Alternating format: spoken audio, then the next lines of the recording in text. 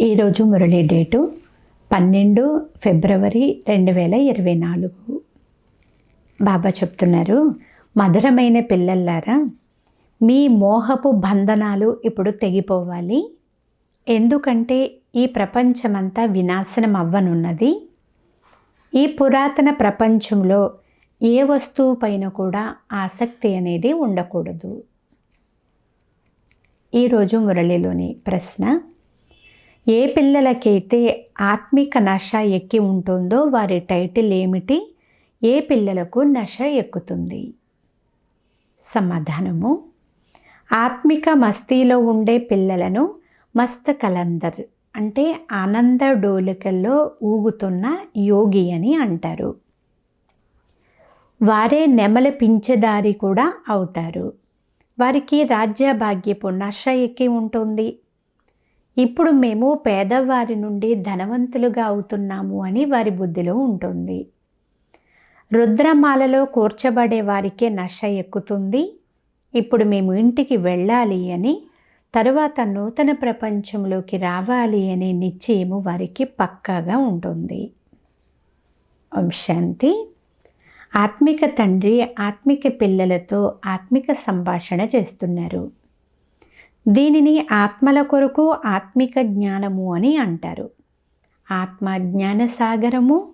మనుషులు ఎప్పటికీ జ్ఞానసాగరులుగా అవ్వలేరు. మనుషులు భక్తి సాగరులు. అందరూ మనుషులే. ఎవరైతే బ్రాహ్మణులుగా అవుతారో వారు జ్ఞానసాగరం నుండి జ్ఞానం తీసుకుని మాస్టర్ సాగరులుగా అవుతారు. ఆ తర్వాత దేవతలలో భక్తి ఉండదు, జ్ఞానము ఉండదు. దేవతలకు ఈ జ్ఞానం తెలియదు. జ్ఞానసాగరులు ఒక్క పరంపిత పరమాత్మ మాత్రమే. అందుకే వారిని వజ్రం వంటి వారు అని అంటారు. వారే వచ్చి గవ్వతుల్యముగా ఉన్న వారిని వజ్రములాగా, రాతి బుద్ధిగా ఉన్న వారిని పారసబుద్ధి కలవారిగా తయారు చేస్తారు. మనుషులకు ఏమీ తెలియదు. దేవతలు మళ్ళీ వచ్చి మనుష్యులుగా అవుతారు. శ్రీమతం ద్వారానే దేవతలుగా అయ్యారు. ఇక అర్ధకల్పం పాటు అక్కడ ఎవ్వరి మతము అవసరం ఉండదు. ఇక్కడైతే అనేక మంది గురువుల మతం తీసుకుంటూ ఉంటారు. ఇప్పుడు సద్గురువు నుండి మనకు శ్రీమతం లభిస్తుంది. తండ్రి అర్థం చేయించారు. ఖాల్సే అంటే ఇది సిక్కు ధర్మానికి చెందినటువంటి ఒక తెగ. ఈ ఖాల్సే ప్రజలు సద్గురు అకాల్ అని అంటారు. అయితే వారికి దీని యొక్క అర్థం కూడా ఏమీ తెలియదు. సద్గురు అకాలమూర్తి అని పిలుస్తారు. అనగా సద్గతినిచ్చే అకాలమూర్తి అని అర్థము. అకాలమూర్తి అని పరంపిత పరమాత్మనే అంటారు. సద్గురువు మరియు గురువులకు రాత్రికి పగలుకున్నంత వ్యత్యాసం ఉంది. అందుకే వారు బ్రహ్మ పగలు బ్రహ్మ రాత్రి అని అంటారు. బ్రహ్మ పగలు బ్రహ్మ రాత్రి అని అన్నప్పుడు తప్పకుండా బ్రహ్మ పునర్జన్మ తీసుకుంటారు అని బాబా అంటారు. బ్రహ్మయే విష్ణువుగా అవుతారు. మీరు శివ్ బాబాను మహిమ చేస్తారు. వారిది వజ్రతుల్యమైన జన్మ. ఇప్పుడు పిల్లలైన మీరు గృహస్థంలో ఉంటూ కూడా పావనముగా అవుతారు. మీరు పవిత్రమై మళ్ళీ ఈ జ్ఞానమును ధారణ చెయ్యాలి. అది కుమారీలు అనుకోండి, వారికి ఎలాంటి బంధనము లేదు. వారికి కేవలం మాతాపిత లేక సోదర సోదరీల స్మృతి ఉంటుంది. తిరిగి అత్తవారింటికి వెళ్ళినట్లయితే 2 పరివారాలు అవుతాయి. అశరీరులుగా అవ్వండి అని ఇప్పుడు తండ్రి మీకు చెప్తున్నారు. ఇప్పుడు మీరు తిరిగి ఇంటికి వెళ్ళాలి. పవిత్రముగా అయ్యేందుకు మీకు యుక్తిని కూడా తెలియచేస్తాను. నేనే పతిత పావనుడను. మీరు నన్ను స్మృతి చేసినట్లయితే ఈ యోగాగ్ని ద్వారా జన్మ జన్మాంతరాల పాపము భస్మమైపోతుంది అని బాబా పిల్లలకు గ్యారంటీ ఇస్తున్నారు. ఎలాగైతే పాత బంగారాన్ని అగ్నిలో వేసినందువలన దానిలోని మలినమంతా తొలగిపోయి సత్యమైన బంగారం మిగులుతుందో, అలాగే ఇది కూడా యోగా అగ్ని. ఈ సంగమ యుగంలోనే బాబా మనకు రాజయోగాన్ని నేర్పిస్తారు. అందుకే వారికి చాలా మహిమ ఉంది. ఏ రాజయోగమును భగవంతుడు నేర్పించారో దానిని అందరూ నేర్చుకోవాలని అనుకుంటారు. విదేశాల నుండి కూడా సన్యాసులు చాలామందిని తీసుకొస్తారు. ఆ సన్యాసులను చూసి వీరు సన్యాసం తీసుకున్నారు అని విదేశీయులు భావిస్తారు. ఇప్పుడు మీరు కూడా సన్యాసులే, కానీ ఈ బేహద్దు సన్యాసం గురించి ఎవ్వరికీ తెలియదు. బేహద్దు సన్యాసమును ఒక్క తండ్రి మాత్రమే నేర్పిస్తారు. ఇప్పుడు ఈ పురాతన ప్రపంచమంతా సమాప్తం అవ్వనున్నది అనే విషయం పిల్లలకు తెలుసు. ఈ ప్రపంచంలోని ఏ వస్తువు పట్ల కూడా మీకు ఆసక్తి ఉండకూడదు. ఫలానా వారు శరీరాన్ని వదిలారు అంటే వెళ్ళి ఇంకొక చోట పాత్రను అభినయించేందుకు మరొక శరీరాన్ని తీసుకుంటారు. కనుక ఈ విషయంలో మనం ఎందుకు ఏడవాలి? మోహపు నరాలు తొలగిపోతాయి. మన సంబంధం ఇప్పుడు కొత్త ప్రపంచంతో జోడింపబడి ఉంది. ఈ విధమైన పిల్లలు దృఢమైన మస్త కలంగీదర్ అంటే నెమలి పింఛదారులుగా అవుతారు. మీలో రాజ్యభాగ్యపు నశ కూడా ఉంది. బాబాలో కూడా నేను వెళ్ళి నెమలి పింఛదారునుగా అవుతాను, పేదవారి నుండి ధనవంతులుగా అవుతాను అనే నశ ఉండేది కదా. లోపల నశ ఎక్కి ఉండేది. అందువల్లనే వారిని అటువంటి మస్త్ కలందర్ అంటే ఆనంద డోలికల్లో ఊగుతూ ఉన్న యోగి అని అంటారు. ఇతను సాక్షాత్కారమును కూడా పొందుతారు. ఎలాగైతే బ్రహ్మబాబాకు ఇంతటి నశ ఎక్కి ఉండేదో పిల్లలైన మీలో కూడా ఇప్పుడు నశ అలా ఉండాలి అని బాబా అంటున్నారు. మీరు కూడా రుద్రమాలలో కూర్చోబడేవారు. ఎవరికైతే దృఢమైన నిశ్చయం ఉంటుందో వారికి నశ కూడా ఎక్కుతుంది. ఆత్మలమైన మనము ఇప్పుడు ఇంటికి వెళ్ళాలి, మళ్ళీ కొత్త ప్రపంచంలోకి రావాలి. ఈ నిశ్చయంతో ఎవరైనా ఇతన్ని చూసినట్లయితే వారికి చిన్న బాలుడు కనిపిస్తాడు, అంటే శ్రీకృష్ణుడు. ఎంతో శోభాయమానముగా ఉంటాడు. కృష్ణుడైతే ఇక్కడ లేడు. అతనిని గురించి ఎన్నో వాదోపవాదాలు జరుగుతాయి. ఊయలను తయారు చేస్తారు, అతనికి పాలు త్రాగిస్తారు. అయితే అవన్నీ జడ చిత్రాలు. కానీ వీరు నిజమైన కృష్ణునిగా అయ్యేవారు కదా. నేను వెళ్ళి చిన్న బాలునిగా అంటే శ్రీకృష్ణునిగా అవుతాను అని బ్రహ్మబాబాకు చాలా నశ ఉంది. పిల్లలైన మీరు కూడా దివ్య దృష్టిలో చిన్న బాలుణ్ణి చూస్తారు. ఈ కళ్ళ ద్వారా అయితే చూడలేరు. ఆత్మకు దివ్య దృష్టి లభించినప్పుడు శరీర భ్రాంతి ఉండదు. ఆ సమయంలో స్వయాన్ని మహారాణిగా మరియు అతన్ని బాలుడుగా భావిస్తారు. ఈ సమయంలో ఈ సాక్షాత్కారాలు కూడా చాలామందికి జరుగుతాయి. శ్వేత వస్త్రధారి సాక్షాత్కారం కూడా చాలామందికి జరుగుతుంది. మీరు ఇతని వద్దకు వెళ్ళి జ్ఞానాన్ని తీసుకుంటే ఇటువంటి రాకుమారునిగా అవుతారు అని సాక్షాత్కారంలో చెప్పబడుతుంది. ఇది గారడీ కదా. మంచి వ్యాపారం కూడా చేస్తారు. గవ్వలను తీసుకొని వజ్రాలను ఇస్తారు, ముత్యాలను ఇస్తారు. మీరు వజ్ర సమానముగా అవుతారు. ఎందుకంటే శివబాబా మనల్ని ఇలా వజ్ర సమానంగా తయారు చేస్తున్నారు. అందువలన బలిహారం అంతా వారిదే. మనుషులు అర్థం చేసుకోని కారణంగా గారడీ గారడీ అని అంటూ ఉంటారు. ఎవరైతే ఆశ్చర్యముగా జ్ఞాన మార్గాన్ని వదిలి వెళ్ళిపోతారో వారే వెళ్ళి ఏవేవో వ్యతిరేకమైనటువంటి మాటలు వినిపిస్తారు. ఈ విధంగా చాలామంది ద్రోహులుగా అవుతారు. ఇలా ద్రోహులుగా అయ్యేవారు ఉన్నతమైన పదవిని పొందుకోలేరు. వారిని గురించి గురువుకు నింద కలగచేయు వారికి నిలవ స్థానం దొరకదు అని అంటారు. వీరు సత్యమైన తండ్రి కదా. ఇది కూడా మీరు ఇప్పుడే అర్థం చేసుకున్నారు. వారు యుగ యుగానికి వస్తారు అని మనుష్యులు అంటారు. అచ్చా 4 యుగాలు ఉన్నాయి, మరి 24 అవతారాలు అని ఎలా చెప్తారు? మరొక వైపు రాళ్ళు రప్పలు కణ కణంలో అణువులో కూడా పరమాత్మ ఉన్నాడు అని అంటారు. అనగా అందరూ పరమాత్ముళ్ళే అయిపోయినట్లవుతుంది కదా. తండ్రి చెప్తున్నారు, నేను గవ్వల నుండి వజ్రాలుగా మిమ్మల్ని తయారు చేసేవాడిని, అలాంటి నన్ను మీరు రాయి రప్పల్లో పడేశారు అని బాబా అంటున్నారు. సర్వవ్యాపి అంట అన్నిట్లో ఉన్నట్లు, అనగా ఇక ఏమీ విలువ లేనట్లే. మరి నాకు ఎలాంటి అపకారం చేస్తున్నారో చూడండి అని బాబా అంటున్నారు. ఇది కూడా డ్రామాలు నిశ్చితమైపోయి ఉంది అని బాబా చెప్తారు. ఈ విధముగా తయారైపోయినప్పుడే తండ్రి వచ్చి ఉపకారం చేస్తారు, అనగా మనుష్యులను దేవతలుగా చేస్తారు. ప్రపంచ చరిత్ర భూగోళాలు మళ్ళీ పునరావృతం అవుతాయి. సత్యయుగంలో మళ్ళీ లక్ష్మీనారాయణలే వస్తారు. అక్కడ కేవలం భారతదేశం మాత్రమే ఉంటుంది. ప్రారంభంలో చాలా కొద్ది మంది దేవతలు మాత్రమే ఉంటారు. తర్వాత వృద్ధి చెందుతూ 5000 సంవత్సరాలలో ఎంత ఎక్కువ జనాభా అయిపోయిందో చూడండి.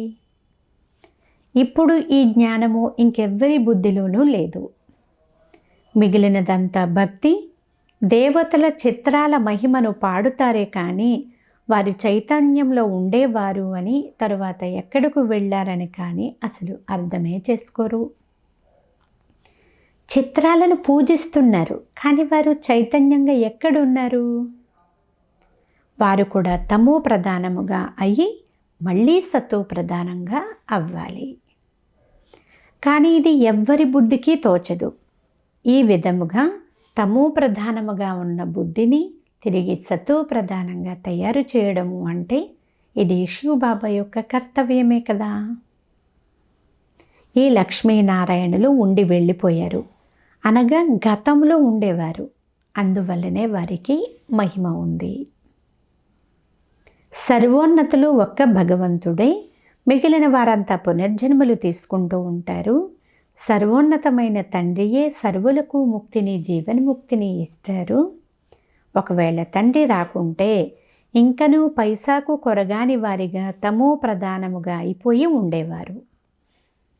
లక్ష్మీనారాయణులు రాజ్యం చేయునప్పుడు అత్యంత విలువైన వారిగా ఉండేవారు. అక్కడ ఎవ్వరూ పూజలు మొదలైనవి చేసేవారే కాదు. పూజ్య దేవీ దేవతలే పూజారులుగా అయ్యారు. వామ మార్గంలోకి వెళ్ళి వికారీలుగా తయారైపోయారు. వీరు సంపూర్ణ నిర్వికారులుగా ఉండేవారు అనే విషయం కూడా ఎవరికీ తెలియదు. ఈ విషయాల గురించి బ్రాహ్మణులైన మీలో కూడా నెంబర్ వారీగానే అర్థం చేసుకుంటారు. స్వయమే సరిగా అర్థం చేసుకోలేదు అనుకోండి, ఇతరులకు ఎలా అర్థం చేయిస్తారు? పేరేమో బ్రహ్మకుమారులు, బ్రహ్మకుమారీలు. ఒకవేళ అర్థం చేయించలేకపోతే అక్కడ ఇంకా డిస్సర్వీస్ జరుగుతుంది, ఇంకా నష్టం కలుగు చేస్తారు. అటువంటి సమయంలో మీరు ఎవరికి అర్థం చేయిస్తున్నారో వారితో ఇలా యుక్తిగా చెప్పండి. మేము మా పెద్ద సోదరిని పిలుస్తాము, వారు మీకు సరిగ్గా అర్థం చేయిస్తారు. భారతదేశమే వజ్ర సమానంగా ఉండేది, ఇప్పుడు గవ్వతుల్యంగా ఉంది. నిరుపేద భారతదేశాన్ని తలమానికంగా శిరోధార్యముగా ఎవరు తయారు చేస్తారు? లక్ష్మీనారాయణులు ఇప్పుడు ఎక్కడ ఉన్నారు? లెక్క చెప్పండి అని అడిగితే ఎవ్వరూ చెప్పలేరు. వారు భక్తి సాగరులు, వారికి అదే నష ఎక్కి ఉంది. మీరు జ్ఞానసాగరులు, వారైతే శాస్త్రాలనే జ్ఞానమని భావిస్తారు. శాస్త్రాలలో భక్తి సాంప్రదాయ పద్ధతులు ఉన్నాయి అని తండ్రి అంటున్నారు. మీలో ఎంతెంత జ్ఞానశక్తి నిండుతూ పోతుందో అంత మీరు ఒక మ్యాగ్నెట్ వలె, అంటే అయస్కాంతం వలె తయారవుతారు. ఇప్పుడు అందరూ మీ వైపు ఆకర్షింపబడతారు. ఇప్పుడు ఏ ఆకర్షణ లేదు. అయినా యథాయోగము, యథా శక్తుల అనుసారముగా ఎంతెంతగా తండ్రిని స్మృతి చేస్తారో అంతగా ఆకర్షణ ఉంటుంది. సదా తండ్రిని స్మృతి చేస్తూ ఉంటారని కాదు, అలాగైతే ఈ శరీరం కూడా ఉండదు. ఇప్పుడు ఇంకా అనేక మందికి సందేశమునివ్వాలి, సందేశకులుగా అవ్వాలి. పిల్లలైన మీరే సందేశకులుగా అవుతారు, ఇంకెవ్వరూ అవ్వరు. క్రీస్తు మొదలైన వారు వచ్చి ధర్మస్థాపన చేస్తారు, వారిని సందేశకులు అని అనరు. కేవలం క్రిస్టియన్ ధర్మమును స్థాపన చేశారే కానీ ఇంకేమీ చెయ్యలేదు. క్రీస్తు ఆత్మ వేరే ఒకరి శరీరంలో వచ్చింది, తరువాత అతని వెనుక మిగిలిన వారు వస్తారు. ఇక్కడైతే మీ రాజధాని స్థాపన అవుతూ ఉంది. ముందు ముందు మీరు ఏమేమిగా అవుతారో, ఏ ఏ వికర్మలు చేశారో మీ అందరికీ సాక్షాత్కారం అవుతుంది. సాక్షాత్కారాలు అవ్వడంలో ఆలస్యమేమీ కాదు. కాశీలోని కత్తుల బావిలో దూకి శివునికి అర్పణ అయ్యేవారు. అప్పుడు ఒక్కసారిగా నిలబడి బావిలోకి దూకేసేవారు. ఇప్పుడు ప్రభుత్వం వారు ఆ బావిని మూసేశారు. ఆ విధంగా అర్పణ అయ్యేవారు. ఎందుకంటే తమను తాము ముక్తి పొందుతాము అని భావించేవారు. ఎవరు ముక్తి పొందలేరు అని తండ్రి చెప్తున్నారు. కొద్ది సమయంలోనే అనేక జన్మల శిక్షలు అనుభవించినట్లుగా అయిపోతుంది. తరువాత మళ్ళీ కొత్త లెక్కాచారం ప్రారంభమవుతుంది. ఎవ్వరూ తిరిగి వెళ్ళలేరు. వెళ్ళి ఎక్కడ ఉంటారు? ఆత్మల వంశవృక్షమే చెడిపోతుంది. నెంబర్ వారీగా వస్తారు, మళ్ళీ వెళ్తారు. పిల్లలకు సాక్షాత్కారం జరుగుతుంది. అప్పుడే వారు ఈ చిత్రాలు మొదలైనవి తయారు చేస్తారు. 84 జన్మల పూర్తి సృష్టి చక్ర ఆది మధ్య అంత్యమముల జ్ఞానమంతా మీకు లభించింది. మీలో కూడా నెంబర్ వారీగా ఉన్నారు. కొందరు ఎక్కువ మార్కులతో ఉత్తీర్ణులవుతారు, కొందరు తక్కువ మార్కులతో ఉత్తీర్ణులవుతారు. ఎవరు 100% మార్కులు పొందలేరు. 100% అయితే ఒక్క తండ్రివే. ఈ విధంగా ఇంకెవ్వరూ తయారవ్వలేరు. కొంచెం వ్యత్యాసం ఏర్పడుతుంది. ఒకే విధంగా కూడా అవ్వలేరు. ఎందుకంటే లెక్కలేనంతమంది మనుషులు ఉన్నారు. అందరి రూపురేఖలు వేరువేరుగానే ఉంటాయి కదా. ఆత్మలన్నీ ఎంతో సూక్ష్మమైన బిందువులే. మనుషులైతే ఎంతో పెద్దగా ఉంటారు. కానీ ఒకరి రూపురేఖలు మరొకరితో కలవవు. ఎన్ని ఆత్మలు ఉన్నాయో అన్నీ మళ్ళీ ఇంటిలో కూడా ఉంటాయి.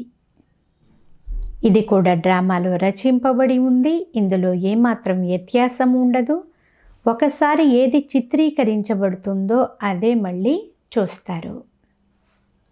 5000 సంవత్సరాల క్రితం కూడా మేము ఇలా కలిసి ఉండేవారము అని మీరు అంటారు. 1 సెకండు కూడా ఎక్కువ తక్కువ కాదు. ఇది నాటకం కదా. ఎవరి బుద్ధిలో ఈ రచయిత రచనల జ్ఞానం ఉంటుందో వారిని స్వదర్శన చక్రధారులు అని అంటారు. తండ్రి నుండే ఈ జ్ఞానం లభిస్తుంది. మనుష్యులకు ఈ జ్ఞానమును ఇవ్వలేరు. మనుషులే భక్తిని నేర్పిస్తారు. జ్ఞానము అయితే ఒక్క తండ్రి మాత్రమే నేర్పిస్తారు. జ్ఞాన సాగరుడు ఒక్క తండ్రి మాత్రమే. మళ్ళీ మీరు జ్ఞాన నదులుగా అవుతారు. జ్ఞాన సాగరుడు జ్ఞాన నదుల ద్వారానే ముక్తి జీవన్ముక్తులు లభిస్తాయి. అవేమో నీటి నదులు. నీరు ఎప్పటికీ ఉండనే ఉంది. జ్ఞానము సంగమయుగంలో మాత్రమే లభిస్తుంది. నీటి నదులైతే భారతదేశంలో ప్రవహిస్తూనే ఉంటాయి. మిగిలిన పట్టణాలన్నీ సమాప్తమైపోతాయి. ఏ ఖండాలు ఉండవు. ఎందుకంటే జోరున వర్షం కురుస్తూనే ఉంటుంది. నీరు వెళ్ళి నీటిలో కలుస్తుంది. కేవలం ఈ భారతదేశం ఒక్కటే ఉంటుంది అని బాబా చెప్తున్నారు. ఇప్పుడు మీకు పూర్తి జ్ఞానమంతా లభించింది. ఇది జ్ఞానము. మిగిలినదంతా భక్తి. వజ్ర సమానమైన వారు ఒక్క శివబాబాయే. వారి జయంతిని జరుపుతారు. శివబాబా ఏమి చేశారు అని ప్రశ్నించాలి. వారు వచ్చి పతితులను పావనముగా చేస్తారు. ఆది మధ్య అంత్యమముల జ్ఞానాన్ని వినిపిస్తారు. అందుకే జ్ఞాన సూర్యుడు ప్రకటితమైనప్పుడు అజ్ఞానాంధకారం తొలగిపోతుంది అని అంటారు. జ్ఞానము ద్వారా పగలు, భక్తి ద్వారా రాత్రి అవుతాయి. ఇప్పుడైతే మీరు 84 జన్మలను పూర్తి చేశారు. ఇప్పుడు తండ్రిని స్మృతి చేస్తే మళ్ళీ పావనముగా తయారవుతారు. మళ్ళీ శరీరం కూడా పావనమైనదే లభిస్తుంది. మీరందరూ నెంబర్ వారీగా పావనముగా అవుతారు. ఎంత సహజమైన విషయము! అన్నిటికంటే ముఖ్యమైన విషయము స్మృతి. చాలామందికి స్వయాన్ని ఆత్మగా భావించి తండ్రిని స్మృతి చేయడం కూడా రాదు. కానీ తండ్రికి పిల్లలైనందువలన స్వర్గములోకి తప్పకుండా వస్తారు. ఈ సమయంలోని పురుషార్థం అనుసారంగా రాజ్యస్థాపన కూడా జరుగుతుంది. మధురాతి మధురమైన అపురూపమైన పిల్లలకు మాతాపిత బాప్దాదాల ప్రియ స్మృతులు మరియు గుడ్ మార్నింగ్. ఆత్మిక పిల్లలకు ఆత్మిక తండ్రి నమస్తే. ఆత్మీయ తండ్రికి ఆత్మీయ పిల్లల యొక్క ప్రియ స్మృతులు గుడ్ మార్నింగ్. నమస్తే నమస్తే నమస్తే. ధారణ కొరకు ముఖ్య సారము. ఫస్ట్ పాయింట్, మేము మాస్టర్ జ్ఞాన సాగరులము అనే నశాలు సదా ఉండాలి. స్వయములో జ్ఞానశక్తిని నింపుకొని అయస్కాంతముగా అవ్వాలి. ఆత్మిక సందేశకులుగా అవ్వాలి. సెకండ్ పాయింట్, సద్గురు తండ్రి పేరుకు అప్రతిష్ట కలుగు చేసే కర్మలు ఏమీ చెయ్యకూడదు. ఏమి జరిగినా సరే ఎప్పుడూ ఏడవకూడదు. ఈరోజు వరదానము, సత్యత యొక్క పునాది ఆధారంతో నడవడిక మరియు ముఖము ద్వారా దివ్యతను అనుభూతి చేయించే సత్యవాది భవ. సారాంశము, ప్రపంచంలో అనేక మంది ఆత్మలను వాళ్ళని వాళ్ళు సత్యవాదులము అనే చెప్పుకుంటూ ఉంటారు, లేక ఇలా భావిస్తూ ఉంటారు. కానీ సంపూర్ణ సత్యత అనేది పవిత్రత ఆధారం పైన ఉంటుంది. పవిత్రత లేకుంటే సదా సత్యత ఉండజాలదు. సత్యతకు పునాది పవిత్రత. సత్యతకు ప్రాక్టికల్ ప్రమాణము ముఖము మరియు నడవడికలలో దివ్యత ఉంటుంది. పవిత్రత యొక్క ఆధారం పైన సత్యత స్వరూపము స్వతహాగా సహజముగా ఉంటుంది. ఎప్పుడైతే ఆత్మ మరియు శరీరము రెండూ పావనముగా అవుతాయో అప్పుడు వారిని సంపూర్ణ సత్యవాదులు అనగా దివ్యత సంపన్న దేవతలు అని అంటారు. స్లోగన్, అనంతమైన సేవలో బిజీగా ఉంటే అనంతమైన వైరాగ్యము కూడా స్వతహాగానే వచ్చేస్తుంది. ఓం శాంతి.